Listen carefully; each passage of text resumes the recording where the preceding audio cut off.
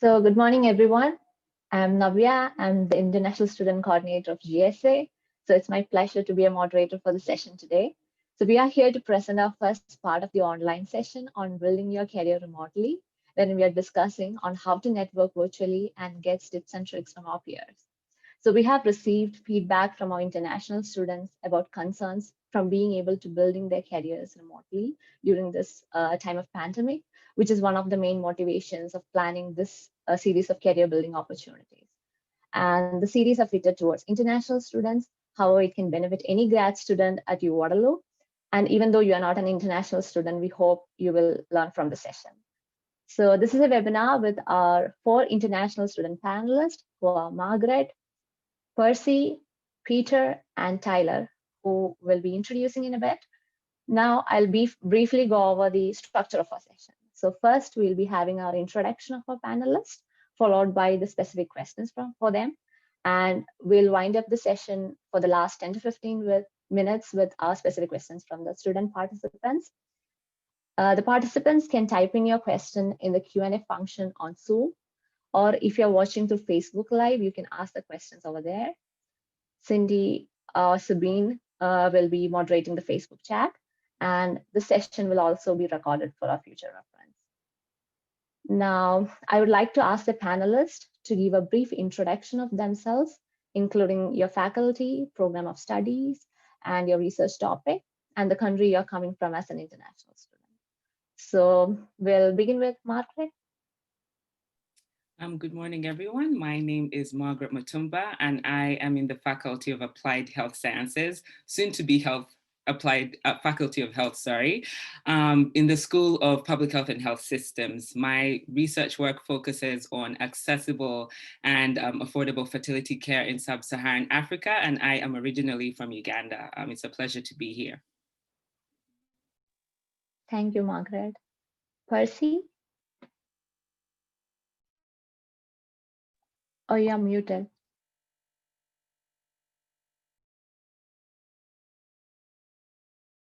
There we go. That should work. Hi, everyone. My name is Percy Korsah. I'm with the Faculty of Environment. I've been with U Waterloo for the last 4 years, which is pretty long. Should be wrapping up soon.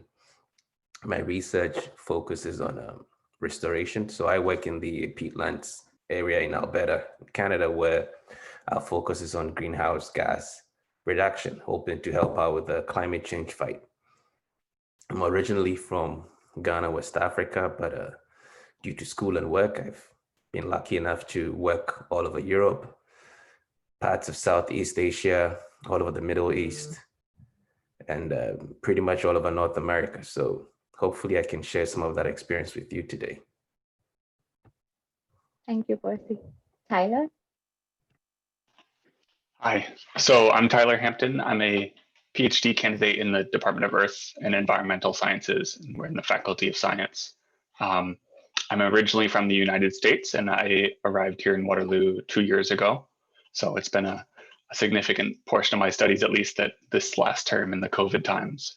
My work is on the impact of wildfires and forest harvesting in Canada on water quality. So specifically on water quality for communities in communities that rely on forests for drinking water. Thank you. And Peter? So I believe you're an alumni, so feel free to introduce yourself on what you have studied at U Waterloo and your current position. Okay, so hello everyone. My name is Piotr Wiczak. You can call me Peter. That's fine. So I actually graduated recently, or it's better to say I defended my thesis in September. So that was at the Faculty of Engineering, Department of Civil and Environmental Engineering. And I was working, I'm still am, I guess, non-destructive evaluation of civil infrastructure using ultrasound. So, and I also, I've been around for these past 5 years, and 4.5, I guess I was an international student, and I switched to the domestic. So I have that experience, I guess. Great. Thank you, panelists, for the introduction. So now we'll have our discussion session. So I'll start with my first question. What do you generally use professional networking for? Is it for like searching jobs in your field, or like collaborating on research, or trying to just promoting yourself on what you're doing? So we'll start with Margaret. Sure, that's a great question. So at the moment, I am in, just to give context, I'm in the third year of my PhD program. So I'm planning on establishing myself now so that by the time I graduate, I have maybe job opportunities or some sort of lineup. So at the moment, I am using social media, or particularly LinkedIn, one, to identify the areas or the individuals that I would like to work with. So obviously, as you're going through your research, you're reading papers, you're seeing people that are writing things that are very interesting to you, or people that you'd like to mentor you. So what I do is I find those individuals in LinkedIn, I add them, and then I can follow their journey and also start a conversation through that. But also at the same time, I'm using it to brand myself so that those who are in my network can understand what I'm about, where my interests are. And the result of that is that they're, they're able to connect me to the right connections or the right spaces. And I'm also able to, I guess, have a brand that people can easily think about when they think of me. So that's what I'm doing at the moment. Thank you, Margaret. Percy? Again, you're muted. There we go. I got the mute button. So the traditional options, I know people would typically be going for Twitter and LinkedIn, because Donald Trump has made Twitter much more famous these days. And in my lab specifically, I use it for recruiting. I use it for sharing my own research, but I like to deviate more to other things happening around us. So in the past, before COVID, I did a ton of workshops and conference presentations, and that was a medium for selling myself. And now that we're all locked down, you'd actually want to explore all these online presentation workshops and conferences going on for you to throw yourself out there. The other thing that I actually want to talk about is community or caremongering groups which have popped up due to COVID. So I remember one prof from the university added me to a Facebook group that was all about, care for people who need help in COVID. I also know that in the neighborhoods where I'm, typically part of in community in Waterloo here, they're forming all these groups. Now, what you realize on these groups is people are forming them just to build bonds, but that group is made up of the same professionals and people you want to work with. And I've seen a few of them where students will come up and introduce themselves, because these groups are now reaching out to people. They want to know who's in the neighborhood. And most students come up and say, oh yeah, I'm a student of Conestoga or Waterloo, and I just want to have fun, right? They'll forget it that this same group has the BlackBerry CEO, the UW professors you're working with, everybody. So don't just look out for the Twitter and the LinkedIn, which is the default. Every opportunity you have to network is actually a professional platform for you to sell yourself and say, oh yeah, this is what I'm doing. This is what I hope to get out there. So if you come out tomorrow for a job interview and it's the person from 5 blocks away, he has a good memory of you. That gives you an advantage. I don't take too much of the talking time. I let the others talk. Thank you, Percy. Tyler? Yeah, I totally agree with everything Margaret and Percy have said. Like the use of networking is simultaneously to be building your brand as well as just to be building your community, and they can be one and the same thing. So I personally use Twitter, and I've found, so as a scientist, science Twitter is like a big thing.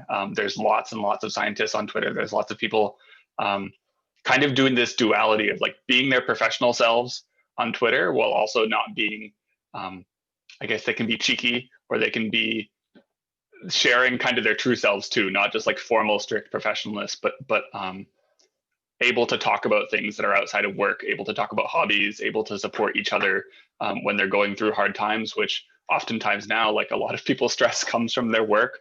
A lot of people's stress comes from the trials of grad school. And so I found a place like Twitter to be really good at just like, maybe not just commiserating, but also getting tips on, you can just ask kind of the universe, how did you solve this kind of challenge when you had this challenge in grad school? How did you deal with awkward professional or personal circumstances?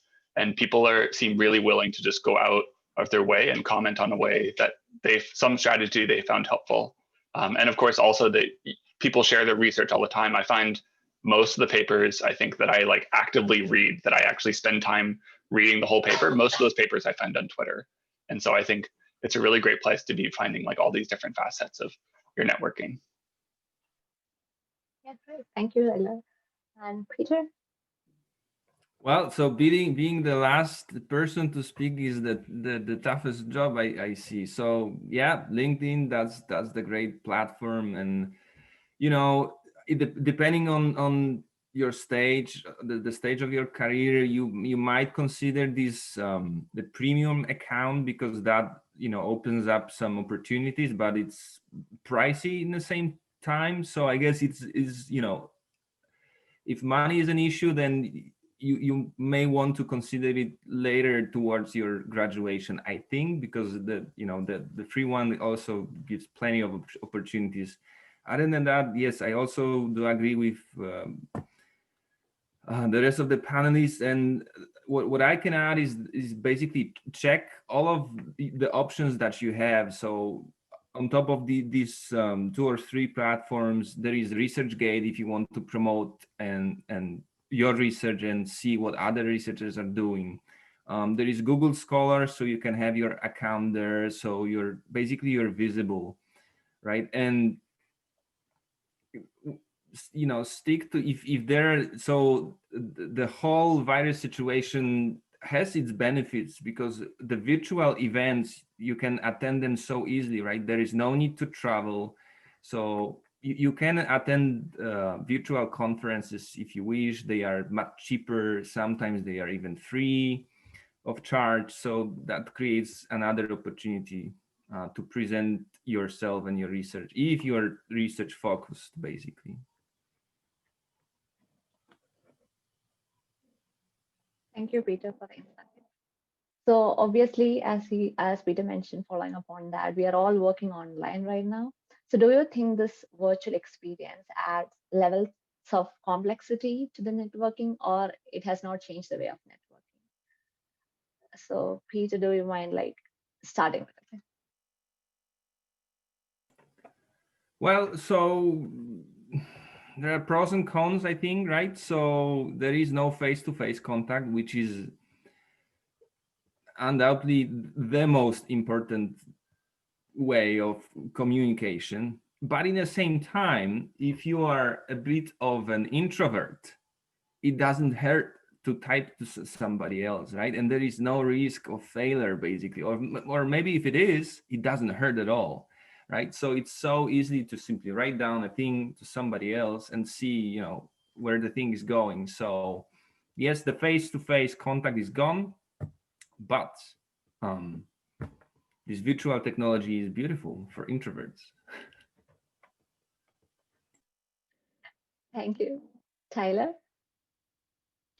Yeah, so thinking about whether it's better or worse, I just recently, our society, the Earth Science Society, we have a big annual conference in December, and I've actually decided to, even though it's online, to not attend that conference. And that was, I'm happy I've made that choice. I don't want to spend like a week just sitting in front of my computer, though I'll do that anyways, doing my research. But now that I think about when you go to a conference in person like that, this is a really big conference, and I see, if you are trying to network with like junior scholars, students, students and recent graduates, folks that are just recently maybe getting professor jobs, folks you would want to do a postdoc with, or if you're doing a master's, do a PhD with in a couple of years when you're done.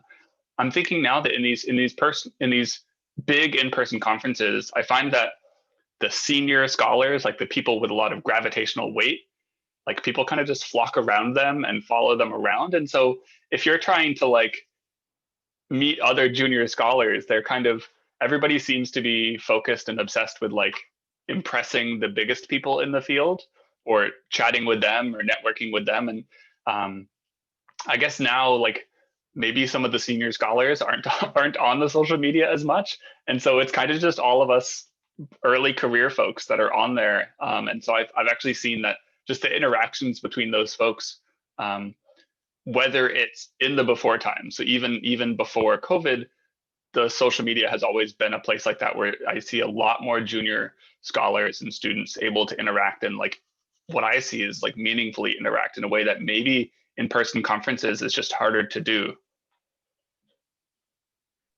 Great, thank you. Margaret? So for me, this new world has been beneficial because I'm a mother. And I have a toddler. And so as a mom, there's only so many places you can be at the same time.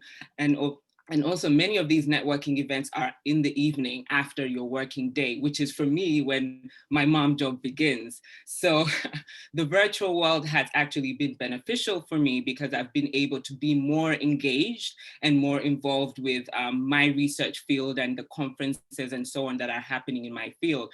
But also a benefit of that is a lot of the people that I've had to reach out to have been available because of lockdown, right? They don't have anywhere to go. They have a bit more time. So I've been able to have meaningful conversations with many of the people that I think I wouldn't have otherwise met, because a lot of the conferences I need to go to are for reproductive health. The hub is in Europe. So many of the conferences are in Europe, which would be impossible for me if that was in person. So being able to attend many of them and meet many of the people that I really admire who have done excellent things in the field has actually pushed my personal research forward, so it's been a really beneficial time for me. Thank you. Percy? Being last, as Peter said, sucks. So I totally agree with what everyone is saying, and I just want to come in with a perspective where it's about your needs. One thing I've seen with the lockdown now is members of faculty and all the senior people who were chasing back in the days actually have more time to respond to communication, or just out of the sake of courtesy, would now respond to stuff that back in the days would be sitting in their email forever. So as much as we may not find them on Twitter and on LinkedIn and the other social platforms, the old school method of emailing works. And what I've also seen is companies are really getting in. So I work with a couple of companies who make products for use in the field. And so all these companies are so much more on social media now. You actually have better access to review and discussion and troubleshooting. So when you use these products back in the days, if there was an issue in the field, you're now going through so much bureaucracy just to get to technical support. But now all these people are live with us on Twitter, on wherever, and they would respond to stuff in the publication and everything much faster. So there's so many angles and perspectives to what's going on around the world. And unfortunately, it's going to be the new normal for a while. But depending on your needs, there's always a niche you can fit in and benefit. Yes, it's less convenient because I'm a people person. I am loud. I'm an extrovert. And when I have interactions, I like to attach emotions. But behind these screens, the first time I had to teach online when COVID started, it was so difficult for me because typically I'd work with the energy of my students. But this is why I'm teaching and all I see is light in front of me. And I couldn't pick the energy in the room, right? But and that's the same way I would interact with faculty and industry folks and whatever at workshops and conventions and what have you. But that energy is missing, right? But you can reach so many more people now through the screen. So it's a give or take situation where you filter out what you need and then you go for it. Thank you. So our next question is, as an international student, what do you find is the biggest barrier in networking professionally? So I think, as Percy has mentioned, like he has traveled many places, like you can just start with it, sharing the experiences that you had. When I've always been an international student, even though my studies in Canada is changed. But when I got to travel around the world, I I pretty much played the international student card, where people are nice to you because you've traveled so far, and that was how I'd start conversations. I let people know how much trouble I went through to get there, and that got me really huge favors. That moved barriers. That made things happen, right? So I always like to advocate and say, use what you have. Now, when I moved to Canada a couple of years before I moved to Canada, I used to actually come into Canada as a professional to run workshops and trainings, and people were paying minimum $6,500 to listen to me speak. And I moved to Canada and I couldn't get a job because now I'm Canadian, and I'm like, where's the value? My US education, my UK education, my education from Europe didn't matter anymore. And that's one of the reasons why I had to go back to UW to get another degree. But how was I going to sell myself to the same society that valued me as an international or as an expatriate before, right? And this is the biggest challenge we're all facing. And I started leveraging through the regular community. So at church, I played a role at church, and that is where I actually started meeting UW professionals. And then in my kids' school, I was on the school board, making very, very good contributions.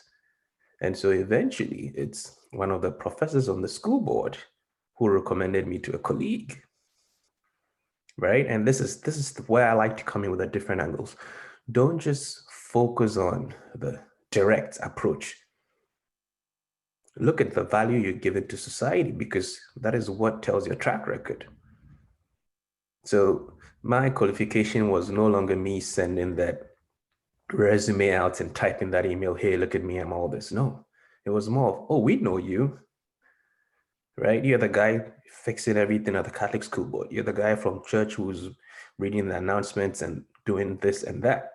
So the interview session was, let's meet for lunch and talk, instead of the typical, you go scared to a professor's office, holding so much paperwork, trying to impress them. It's now sitting at lunch, having a casual conversation because you have a track record you've proven through community. Because after all this professional life, you have to fit into community, right? And then the advantage of the international experience, then I've seen so much. So when you get in the lab, what are you bringing, right? And that's what I'm saying. In my first year of fieldwork, I was fortunate enough to get equipment of $100,000 for fieldwork. And this is where the company's return is just publicity. But they're putting that on you because, well, you've done good at that. Right. So it's always, I like to encourage people to look at the bigger picture. Well, you're bringing the advantage of language. Okay, so make sure you're doing presentations in multiple platforms, because everybody else in your lab doesn't have that. Right. Use whatever you have to market yourself. You with the Canadian system, yes, you'd only be an international student for so long, right? But if you've been brought in for the sake of diversity, how diverse are you? Right? Like, with all due respect, yes, in some conditions and some situations, we're just taking people because it adds to the numbers. So don't just get in and be a number. Get in and justify why you're part of the team to bring the viability. And then I'll save the rest of the talking for everybody else. Thank you, Percy. Peter? Okay. In terms of the barriers as an international student, so, well, you enter into a new environment, so everything is new, right? You perhaps know people. You don't even know where to look for these societies. So that would be the big issue. Depending on where you come from, the language will be another barrier, right? Because all of these conversations will rely on very smooth and English language skills. So it's not only that you go to a grocery store and you buy a glass of or the bottle of water, basically, right? So it's a little more complicated, but in the same time, if you are a part of the research group as a student, talk to your peers. And depending on the group structure, again, you might have domestic students, so stick to them, right? And talk to your professor, and perhaps he can point you to the right people to talk. So that's practically it, right? New environment and difficulties even to look for these groups and people to talk to. So there is a lot of on your end looking for these opportunities. So you have to be active. That's I think the point. Okay, Tyler. Yeah, I agree with what's been said. Coming into a place like Canada, so myself as an American, the two countries can seem very similar. But what I found professionally and as a researcher is there actually is quite a strong kind of bubble between the two places. And I even found that to within the research field, if I'm looking into research of forests and forest fires, Canada has its own research bubble of people that read each other and cite each other's research and collaborate together for what is such a long barrier between, or a long border between these two countries. There's not a ton of collaboration across that border. Even if people travel internationally, whether they go to Europe or the States or elsewhere to go to conferences and meet each other, that kind of speaks, I think, to just the amount that we all self-sort when we're in person like that. And so what I found is coming in to Waterloo as an international student is I had to be finding that research. So I couldn't, to understand what the research is in Canada, I couldn't just read my forest kind of hydrology papers that were based in the States. I needed to read a bunch of new papers that were based in this new place, this new environment, the forests of Western Canada, Eastern Canada, and familiarize myself that way. And I felt that totally readjusting my science as well as just my community. You're now in a new place, different than where you were before, getting used to maybe a slightly different culture than where I was before. Both of those things together can make it a little bit hard, that you have to learn new things in both your home life and your research life. So I found that was a barrier, but it also, maybe reading new papers and relearning a bunch of things that you already knew is kind of, it can be invigorating a little to read things you already knew, but basically from new authors and from new places. So reading about kind of the forests of Western Canada instead of the forests of Western California, for instance, that can be kind of fun. Thank you. Margaret? Great points raised by the panelists. I would just like to reiterate really what they said. First is going to be knowing the right networks to tap into, just like Peter mentioned. What are you looking for? I think that's the first thing. What is your need? And secondly, how can you identify a community, an online community that can meet that need?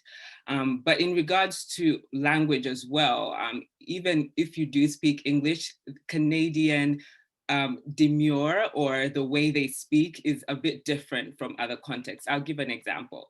So for example, in the US, and Tyler can correct me if I'm wrong, if you want someone to do something, you say, please, can you do this? I found that in Canada, mostly what they say is, do you mind, or would you mind doing this? But really what they mean is, can you do it? They're not really asking, but Canadians are polite like that. So if you transfer that into networking, if you're networking with Canadians, there's a way that they would expect you to write, not so direct. There's a politeness that they expect you to write. So look at the way your colleagues or your professor writes to you, and that will give you an indication of, how to network properly.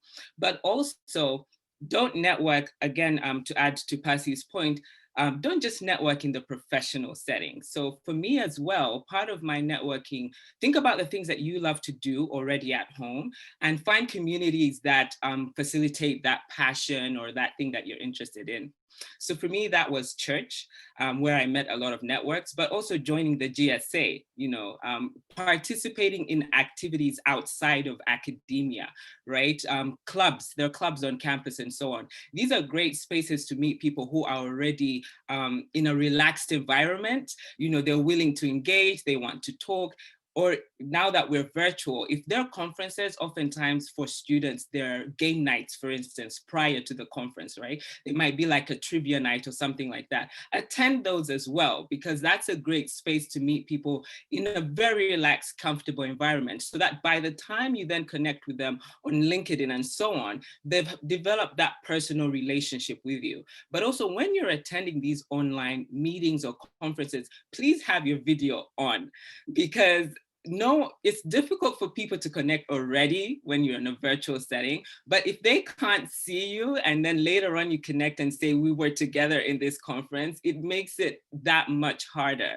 So, I heard from someone that your video being on shows that you're engaged. So if you're attending many of these occasions, dress up, at least from the top up, make yourself look presentable and show up, so that you can get maximum value out of these networking opportunities. Thank you, Margaret. That was great. So following up on the question, so is there a right way to network? So you had much success in networking. So is there a single best platform that we can work for networking, or like a general plan prepared, or like targeted people, or like kind of preparing a profile? So we'll start with Tyler. Awesome. So Margaret just made me think. So the right way to network is to do what you're passionate about. So I was just thinking, Margaret and Percy talking about getting involved in the KW community, and I had a very similar experience. So I moved here in 2018, and I'm passionate about nature. So I joined the local nature kind of hiking, birding, nature watching group, and that allowed me to connect with people that it's a lot of older folks in the community, but you end up with you end up on a carpool out to Hamilton to go bird watching, and you end up in a car with a retired UW prof or a professor at some other institution. And so those kind of situations is you found a place that you clearly show you're passionate about, and then you just run into people. And I think in terms of COVID, I think about this a lot. Like I've known many students to start their master's or PhD programs, and this time, some of them having just recently moved to Waterloo and some not. And I think the same kind of thing applies, as these communities are still here. So all of us that had to move into lockdown, church groups, nature groups, school groups, like everybody is still here and trying to piece together those communities. And so to anybody who's just arriving, those communities should still be there. And as long as, it might take some digging to get the access, the information to the meetings and that sort of thing. But if you're passionate about something, show that and continue to do that, because, maybe over the summertime when things are more open, or next fall, the communities will still be there and you'll have been connecting this whole time. So I think taking one of your passions, using it to balance your school life, so you're not just pouring yourself into your schoolwork and draining yourself out. Use it to balance your life, and as well as just enjoy something about being in like the KW community, even if it's a digital community. Thank you. Peter? So we are looking if there is a good way of networking. Is that a question? Yeah.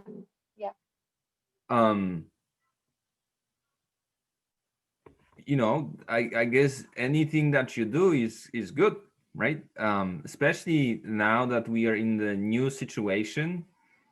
I guess there are no well-proven solutions, right? So, and it a lot will depend on the stage of your career, because if you are close to graduation, or maybe when you graduated as I did, and you will be a bit desperate to find a job or find your new position. So I guess you need to stay active and look for the possibilities that you have, right? So, and I guess to answer that question, there is no way to network badly these days, at least, right? You try one thing, if it doesn't work, maybe it simply takes time to get a response from a company manager, right? Even though, yes, I think they might have a little more time to reply to your emails or any inbox messages, they are still busy people, right? So evaluation if your technique works or not, it takes time, right? And you need the perspective to look at it. What I guess is quite important is that how, where you envision yourself in these 5 years, one of these big questions, right? So think about what is your really interest, what do you want to do in the future, right? And go for it, right? I think there are no bad choices. Just go ahead and give it a try, right? There is nothing wrong with risking, right? It doesn't hurt, especially when most of the things that you will do are virtual. So. Thank you. Margaret? So I agree with the panelists. I wouldn't want to say that there's a right way, because there's no one size fits all. It depends on your background, what's the main tool of connection in your field, and you tailor it that way. So I'll just speak from the realm of public health and my experience so far. Public health, in all the conferences that I've attended, the main business card of exchange is your LinkedIn account. That's what they'll ask you for. So if you assess that the platform that's going to be most relevant for your area of research, in my case is LinkedIn, look at your LinkedIn account. What does it say about you? What I did in the beginning is I Googled best LinkedIn accounts and I looked at what they looked like. And then I said, okay, this is what I need to do to adapt my LinkedIn account to make sure that it's saying what I would like to say, but of course it's looking professional as much as possible, right? So assess what tool is used in your environment and first look at your account before you start sending it out. But also when you do connect, it's good to be responsive. So if you connect with someone and they send you an email today, at the very least, try and respond back by tomorrow. Because if you respond back 2 weeks later, even me on the other side, I'll be deflated, because it shows that you're not taking this person seriously. And so at least in my experience in Canada, a lot of my professors or professionals that I meet with respond rather in a timely manner. So I come from what we call African time, and that means that, you can delay matters, but in this context, you might lose a very good connection just by taking forever to respond. So what does your platform look like? And make sure that you're responsive in your communications. Thank you. Percy? They said it all. Just a quick one here. I think I wasn't much of a social media person because it was just too much work. But that's how the business is being done today, right? You're in the field, you're doing your research, you have to tweet about it. You're looking for early connections, you're writing your papers, you have to talk about it, right? So as we've said through all the panelists, there's really no right way of networking, but I can talk about a couple of wrong ways or things you shouldn't do. And the first and foremost is waiting till you need the help, and then you going out and then all you do is ask. Nobody likes that, right? So if whatever stage of your career you're in, whether you're just starting school or you're near the end, if you haven't started doing anything, start now. And you're starting now based on what you want, as Peter said. Okay, so are you looking for a job, or you're looking for research opportunities, or you're looking for partnerships? Start now by sharing. Don't just go in and ask. So if you've shared your work and people like it, they'll come to you, as opposed to you having to back them so much. If you've contributed so much already, then companies already have seen you out there. So when you're going in for a job, You're more or less going in and saying, hey, this is what I've done. Is it interesting to you? As opposed to, hi, I'm looking for a job. Everybody is. What's different about you? Right? So I found that it's very common with a lot of people to just stay latent, and then just at the end, just towards graduation, they want to come out and reach out to a million people. And if you're lucky, yes, maybe somebody will pick it up, right? But don't wait till the end, because half the time it doesn't work, especially when now everything is online. You have to find a way now to put out so much. As Margaret said, if your field of work or your career, everybody that is working through ResearchGate, what is on there about you? And big thing we shouldn't forget is social media or online presence never fades away. So be responsible about what you put out there. Go back to your Facebook pages, go back to your private social media pages, and make sure whatever is there is responsible, because the world is getting much more sensitive about the content that we have out there. And I've been on hiring committees and what have you, and we've had to pull things on people at certain stages in their life where it was so responsible they couldn't proceed with the interview. We didn't have to get rid of them, because as soon as you kind of mention anything you've seen or you bring it up, they walk away in shame, right? So that's what we want to be responsible about. That even though it may be your private Instagram or your private Snapchat or whatever it is, make sure it tailors with the image you want to share with the world. Because once you put it out there, you can't take it. So these are the couple of things you shouldn't be doing. But the right way of networking is you just trying and make sure you don't stick to, can you help me? Can you help me? It's more of, this is what I am. This is what I have to offer. And eventually that will get you places. Thank you. The next question is, what is the benefit of networking professionally with others as an international student? So we'll start with Margaret. Sure. I've found networking with other international students very valuable for me, because regardless of where you're coming from, we all face the same challenges. We're coming to a new context, right? We're navigating a new context. And compared to our peers who are more focused on the academic side of things or settling in that way, you have to settle your whole life. In addition to academics, right? So having a community that gets that is really important. And also they are able to tell you how to navigate it faster. For instance, let's say Peter talked about transitioning from an international student to PR, right? That conversation is much faster with another international student who has been through it, because they understand everything that you need to do, the resources on campus, for instance, the resources in the community, and and that kind of thing. So networking with international students can make that process faster for you. But also you learn about different cultures, right?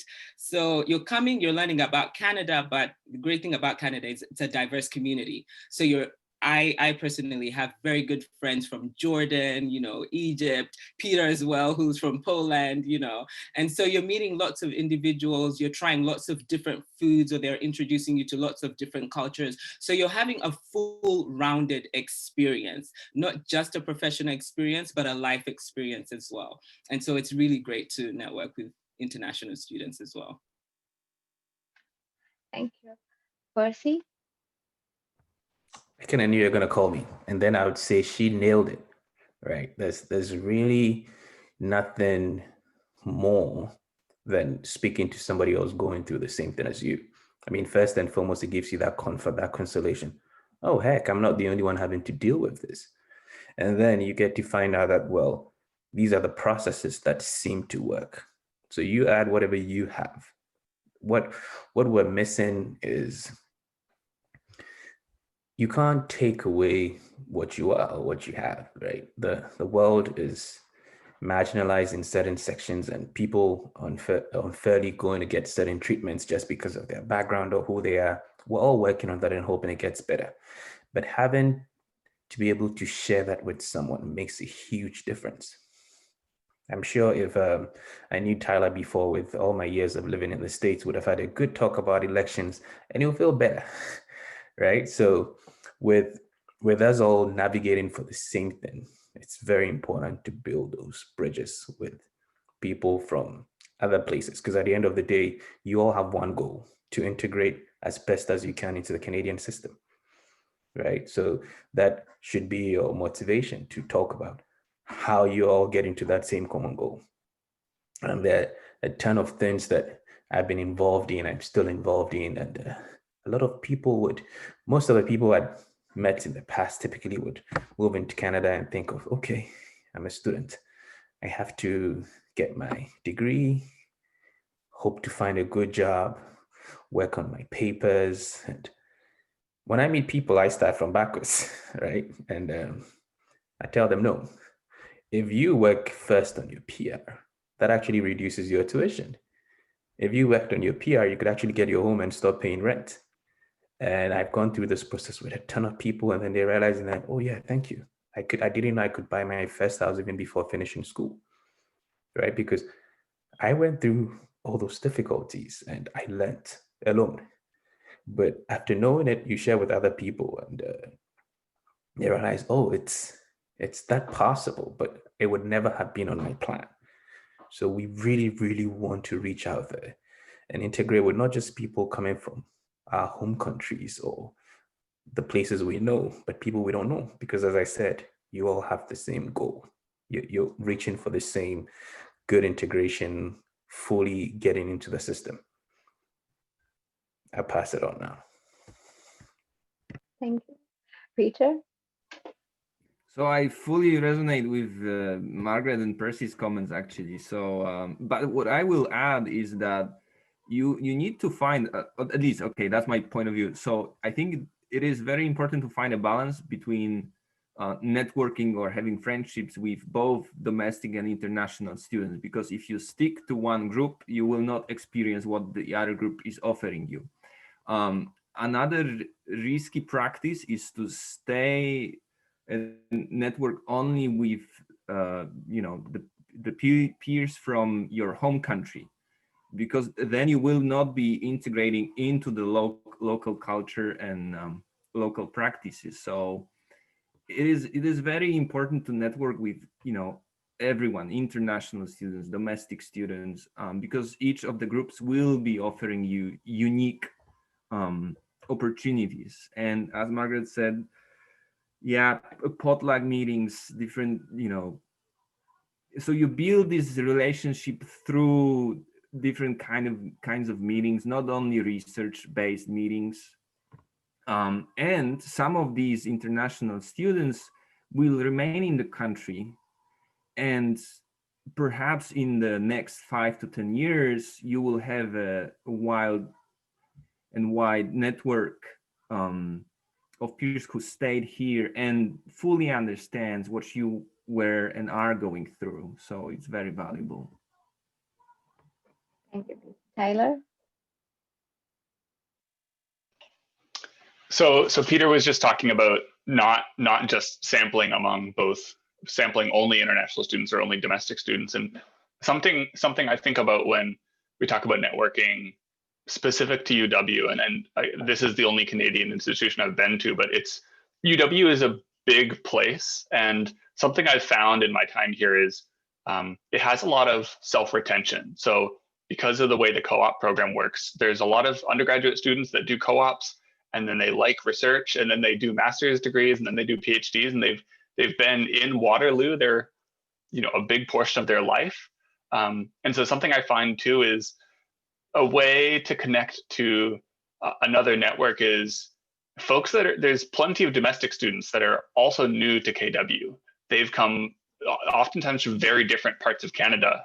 Atlantic Canada or Western Canada are very different than Ontario. And so I found not that folks, most of my lab group is composed of folks that I think have done pretty much all their degrees at UW. But I find it really comforting to speak to domestic students who are also new to KW, because that can also, that causes the Venn diagram of like people that have been in Waterloo for 6 years and people that haven't, makes it quite big. And so I find that it makes it easy to network across things like, oh, where do I find this in Waterloo? What are new good places to go hiking together? And like you invite folks along. That adds an element of commonality that whether you came across a border that's 100 miles south of us or another border, or you're from just another very different part of Canada, it's something still to talk about because KW and Waterloo is a big place. There's lots of experiences to be had. And I think it's been a nice thing for me to have that kind of relation. Is like, then sometimes people might not realize I'm not Canadian. And that's kind of, some people just have those assumptions, but it's nice to kind of just pretend you're not a local, but you're kind of from somewhere. And it's also fun to talk about where you're from too. Thank you, Taylor.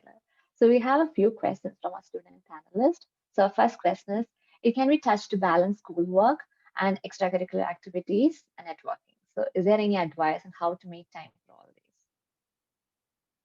Like, feel free to like jump in. I can go on the, oh, sorry. Go on, Peter. Okay, so we all have only 24 hours per day. So it is very important to prioritize your time. So, I guess I'm at this stage right now that I start to prioritize myself. And of course, I'm done with school, but even if you are still a student, what is the most important thing to do for you so that you will start a day with it, right? Even if it means waking up a little earlier, if that means physical activity, do it. Wake up at 6 a.m., go for a run, go for a bike ride. Maybe it's dark a bit, so maybe just stick to running. I don't know. But do whatever you like. You want to read a book? Wake up maybe half an hour earlier, brew yourself a cup of coffee, enjoy 30 minutes of reading. That's your time.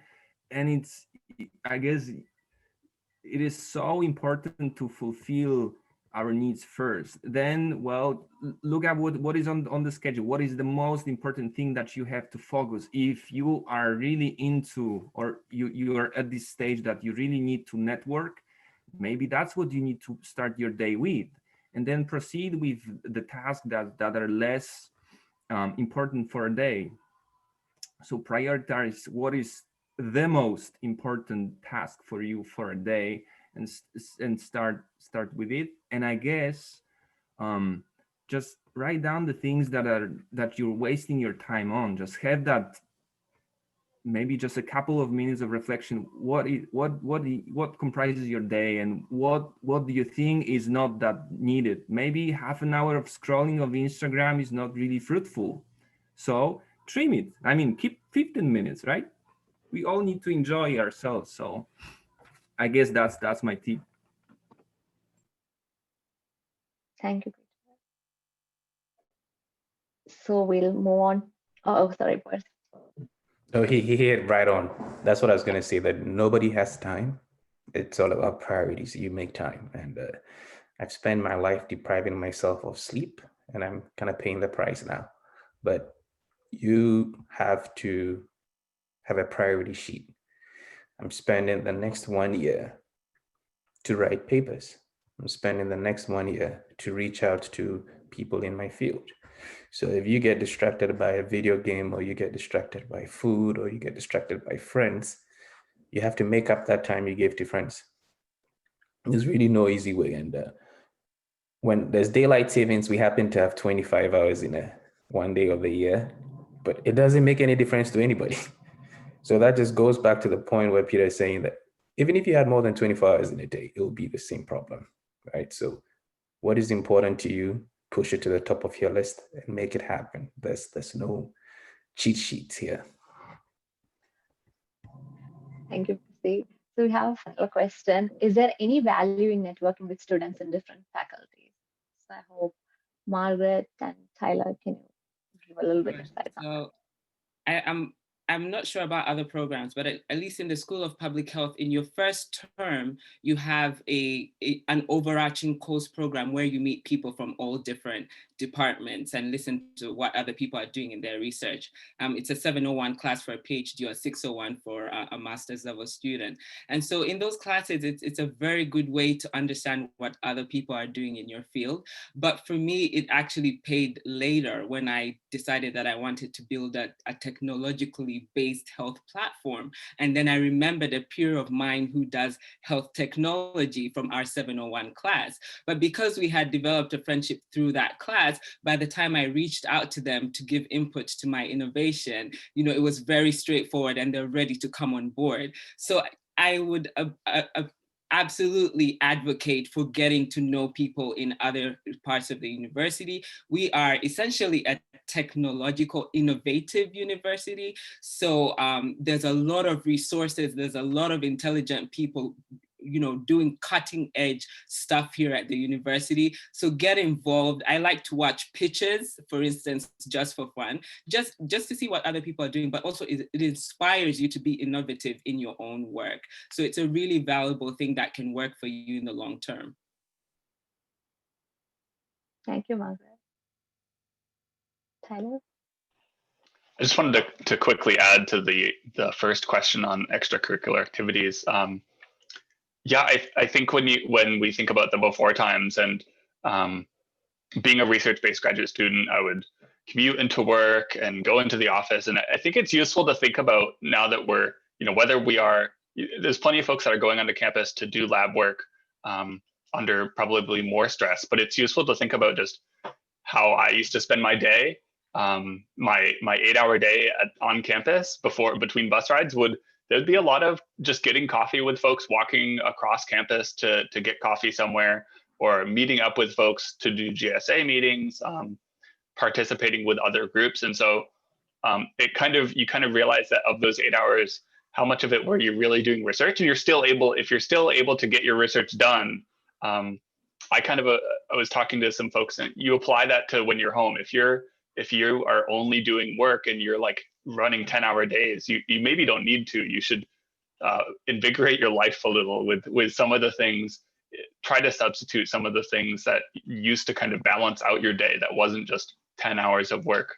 As for the networking with different faculties, I think it's incredibly valuable. So I was involved with a group called the Students of the Water Institute. So the Water Institute at the University of Waterloo is kind of a body that exists beyond some departments, but it holds collaborations among faculty and students from, I think, 11 different departments, all 6 faculties.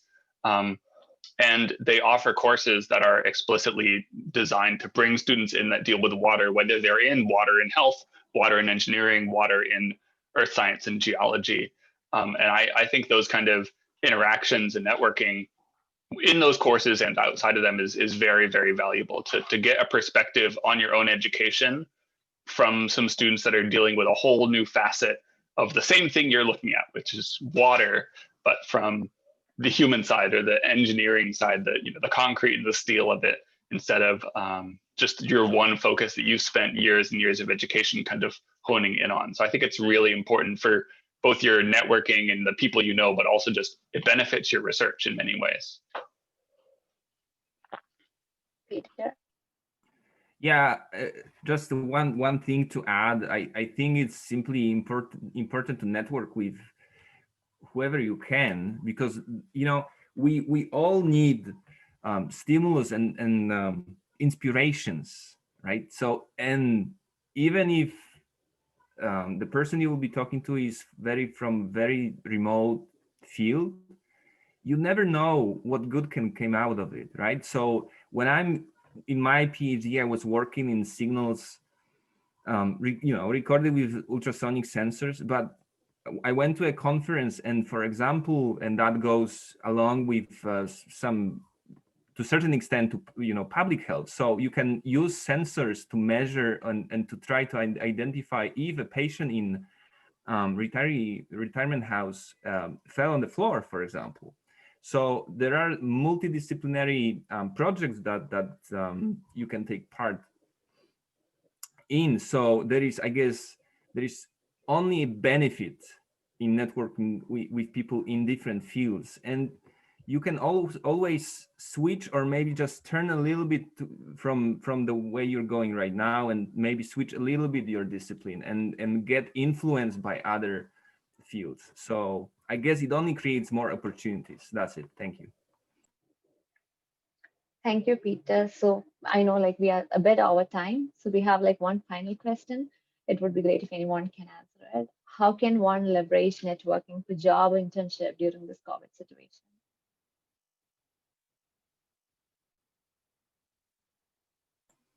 So I guess if I can go again, so that's what I guess I addressed a little bit. So this virtual environment creates this opportunity that writing emails, inbox messages, it's so easy and doesn't hurt, and you don't need to see these people until I guess a very late stage of recruitment.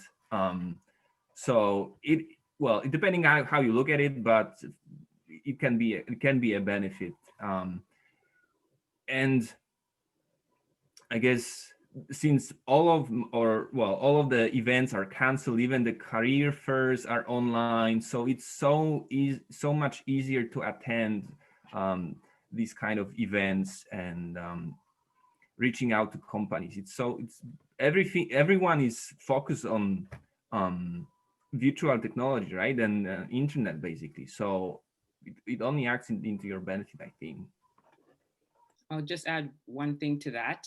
What I've noticed with my contacts on LinkedIn, you can have an open to work little banner on your profile. So what some people do is that they have that open to work and they put out a blab on their LinkedIn saying, this is what I'm looking for a job. This is what I'm interested in. This is the experience I have. Don't be afraid to be transparent about the fact that you need a job. Someone in your network might see that and reach out to you and connect with you. I have friends who have, told me personally, I've struggled to find work. This is what I'm doing. And then an opportunity might come my way, which I'm not able to take up. But because I know you're looking and you have experience in that area, I've been able to pass those on. So be very open and transparent about the fact that you're looking for an opportunity. Reach out to your networks, and you never know, one of them might be able to help you. Thank you, Margaret. So as a final question, like, is there any way GSA can help with networking? Do you have any insights on that? This is the first way. I think most students are missing out using what they have, right? If people in GSA, in the first place, they're students just like, everybody else listening to, and anybody else will be listening to this afterwards. If they can make time to put this together for you, that's great effort. And there's so much more GSA is offering, so much more other, campus structures are being put in place. And one quick example I'll take us back to, I had very few classes in my PhD because of what I've done in the past. But even of the 1 or 2 classes I had to take, in 90% of them, I go back as a guest lecturer. I'm always going back to give. And so all these profs have you down. I started teaching in my second year of PhD. That's when I started getting my own full classes, because I started giving back without planning for it. And of course, when you teach, the pay so much more. But the original plan was to go in to give guest lectures. But then when you do it and then you're shown to do it well, then it's like, oh, he can do it, right? And that's what we're missing. So you have structures in place. I've seen very few students go and use GSA legal services. Yet still, I know students who have contacted me asking me for lawyers in town. You have it free. All you have to do is to look at the resources being provided by the university. There's so much. There's immigration advice provided by GSA, but people will call me and say, how do I do this? Right? We're so used to being in our cozy little spot and hoping somebody does the work and somebody else has the facts. Why don't we get out there? Go to UW page. Look at everything put in place to help you deal with COVID. Go to GSA, look at everything put in place to support you. Go to your faculty website, right? Let's start from there. And then you'd realize that everything is right in front of us. And that way you help yourself. And as I said, in helping yourself, you'd earn more rather than always reaching out and asking, hey, how can I figure this out? Yeah, Tyler? I think a great thing about if we want to have the GSA being helping with folks networking is, if you're looking to network, and you're willing to say, okay, I want to benefit both my experience, but I also want to, like Percy said, give back and benefit the entire student experience, whether it's students in my faculty, students in my department, students that are in my situation as an international student.